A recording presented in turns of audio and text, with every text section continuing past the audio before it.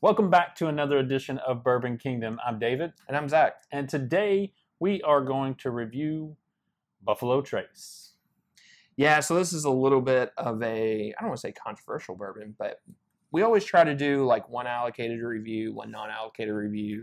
Occasionally we'll get a little back up and we'll do more allocation or more like kind of like standard offering where you can find it all the time. This one's kind of like that weird in between because for us around here locally, we can find it everywhere. But we understand that a huge chunk of you all out there throughout the country, this is a semi-difficult bottle to find. We have friends who move outside of Kentucky, move down to Florida or Texas, and they can't find this stuff anywhere. So, and it's gotten to the point too, we kind of had this conversation earlier. We got worried at one point in time because they started limiting of this how much you could buy at the store. And I was like, there's no way they're selling out of this. Like they make a metric crap ton of it all the time. But come to find out, it was because all the out-of-towners, whenever they come in, they buy it all. So that's kind of, Which they should be able to. Yeah, no, I'm all if about it. If I lived out of town totally for it. and this was a bourbon that I enjoyed, I would want to buy 2 or 3 or 4 of them and take home with me if I couldn't get it. So. Yeah, plus you'll find a good store pick of it throughout where we live a lot of times. Not all the time, but a lot. Yeah, so, good portion of the time for sure. But anyway, so this is Buffalo Trace. This is the company that owns this, the gigantic entity that is Sazerac. And Buffalo Trace Distillery makes it. It's at 90 proof. Don't have any clue on the mash bill.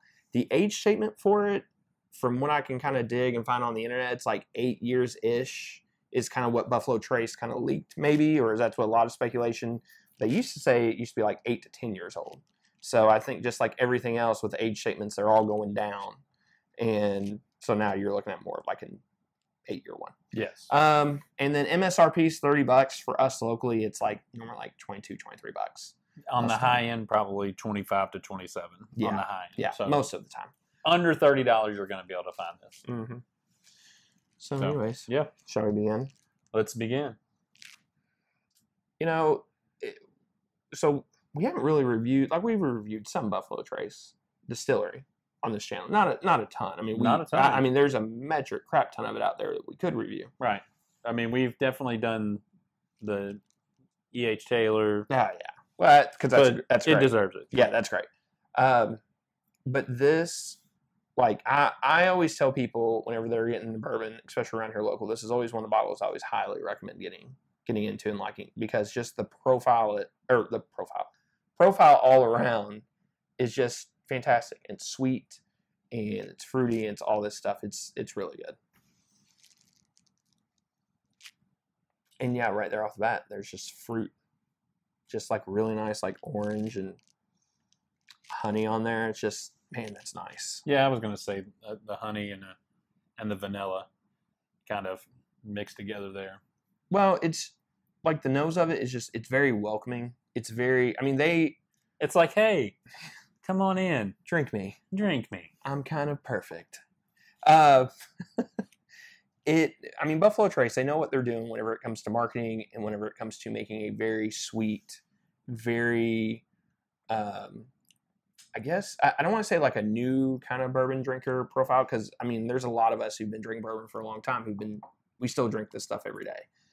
And they just do such a good job of that. Yeah. I would agree with that. Better than most. Yes.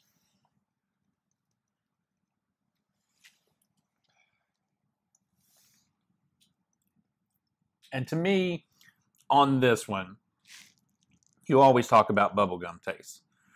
For me, this one has a bubblegum taste right off the front end of it. It's like the bubblegum is right there at the front end of it. See, like, Now this is where I kind of, with this bottle and then the 1792 small batch, I always say these bottles are sweet. There's a certain kind of sweet, and it's not for everybody. 1792 small batch is not for me. It's not one of my favorites. I think it's a great bottle. I think it's really, really good. There's a sweet profile to it. I just don't like. This has a really nice sweet profile. It really does. And as a matter of fact, I haven't had Buffalo Trace in a while, and after not drinking it for a while and then drinking it here for the first time, I enjoy that that sweetness off in the palate of it. Well, in that sweet, there's just a nice little mix of, oak with that little toffee, vanilla, in on the palate, and just it doesn't make it so sweet to where it's not like overpowering, right? But it's not a traditional bourbon profile in my opinion.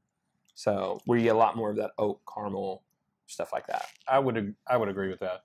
But, it's a good finish.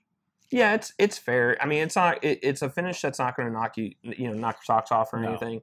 But it's fair. It's fine. And it's not going to stay with you for like 10 or 15 minutes after you drink it. No, for sure. And it's also, I'll be honest with you, it wasn't designed for this.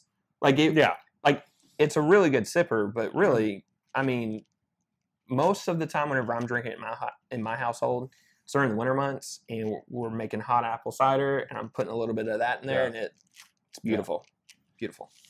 So, and then the other good one that comes on the heels of this is the Bourbon Cream that comes out of there too. Yeah, that is which is really good in a coffee, and there's so many good uses for it. But this is a great. It's actually a really good mixer too. Oh yeah. Its flavor profile I think lends itself to a good mixer. Yeah, and the price point is perfect for it. If this was like what's crazy is if this was a small distillery. This is like, especially like if it was like close to 8 years, if that's true, this would be like a $60 to $80 bottle. Yeah. Which is crazy. Yeah, but that's where we're at in bourbon right now. So, and especially in craft bourbon. Like if you're going to hit craft bourbon, I mean, no doubt.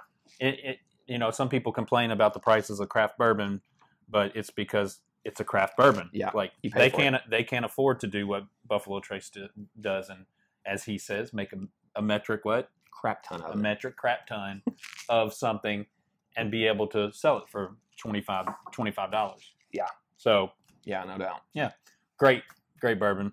As always, it should be on your shelf. If you are into bourbon, have been into bourbon, or just getting into bourbon, I agree. Find this one, put it on your shelf. Again, it's a good sipper, it's a good mixer, and just one to definitely have in your repertoire. Yeah. So. And it's different. It's not. It doesn't have. It's not like crazy different. It's not like, some of these other bottles that we reviewed on the channel. But for this price point, for the availability of it, it's different, and also people know it, so it's also more welcoming to people who are not the biggest bourbon drinker fans, but they can be introduced to that. If somebody comes into your house and sees you have a bottle of Buffalo Trace, and be like, oh, he at least halfway knows what he's got. I mean, in theory. Yeah, in theory.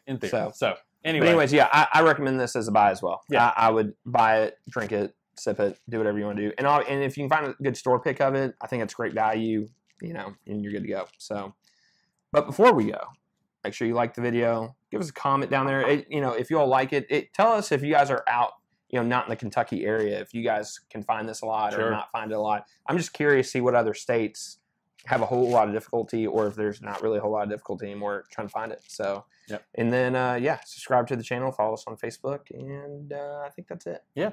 So, well, till next time, we'll see you. See ya.